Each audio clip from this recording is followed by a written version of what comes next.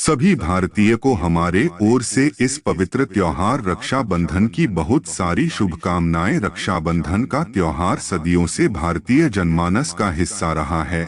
यहाँ रक्षाबंधन का तात्पर्य बांधने वाले एक ऐसे धागे से है जिसमें बहनें अपने भाइयों के माथे पर तिलक लगाकर जीवन के हर संघर्ष तथा मोर्चे पर उनके सफल होने तथा निरंतर प्रगति पथ पर अग्रसर रहने की ईश्वर से प्रार्थना करती हैं। भाई इसके बदले अपनी बहनों की हर प्रकार की विपत्ति से रक्षा करने का वचन देते हैं और उनके शील एवं मर्यादा की रक्षा करने का संकल्प लेते हैं। बताना चाहेंगे कि यह पर्व हर वर्ष श्रावण मास की पूर्णिमा को मनाया जाता है। भाई की कलाई पर बांधे जाने वाले इन्हीं कच्चे धागों से पक्के रिश्ते बनते हैं।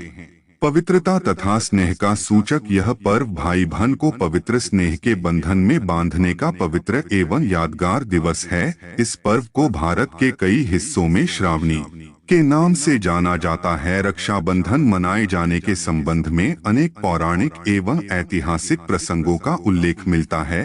कहा जाता है कि देवराज इंद्र बार बार राक्षसों से परास्त होते रहे। वह हर बार राक्षसों के हाथों देवताओं की हार से निराश हो गए। इसके बाद इंद्राणी ने कठिन तपस्या की और अपने तपोबल से एक रक्षा सूत्र तैयार किया। यह रक्षा सूत्र इंद्राणी ने देवराज इंद्र की कलाई पर बांधा।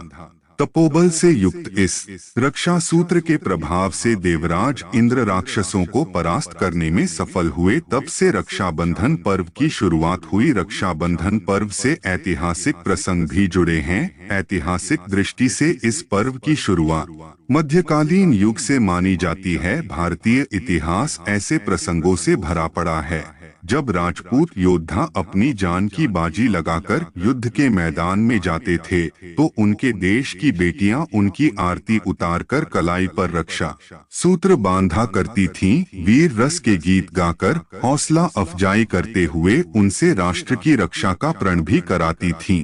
कहा जाता है कि उस जमाने में अधिकांश मुस्लिम शासक हिंदू युवतियों का बलपूर्वक अपहरण कर उन्हें अपने हरम की शोभा बनाने का प्रयास किया करते थे। इससे बचने के लिए राजपूत कन्याओं ने बलशाली राजाओं को राखियां भेज अपने शील की रक्षा करनी आरंभ कर दी थी। इस परंपरा ने बाद में रक्षाबंधन पर्व का रूप ले लिया। ये रक्षाबंधन का त्योहार भारत के हर भाई बहनों के लिए एक विशेष प्रकार का त्योहार होता है।